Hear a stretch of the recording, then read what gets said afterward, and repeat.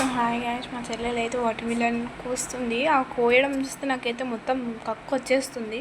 అలా కోస్తుంది, కోయడం కాదు, గ్రైండర్లో వేసి మొత్తం జ్యూస్ విసుకడం అనమాట. గ్రైండర్లు ఎందుకు వేయడమా అని చెప్పి ఈమె చేతులతోనే మొత్తం పిసికేస్తుంది, ఎలాగో ఎట్లా పడితే అట్లా చేసేస్తుంది. సో ఇప్పుడు చూద్దాం మా చెల్లెల్ని.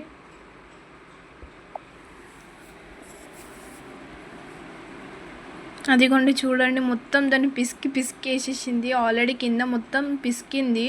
మెంది ఏదో కాయలు షోకేస్ అని చెప్పి పెట్టింది.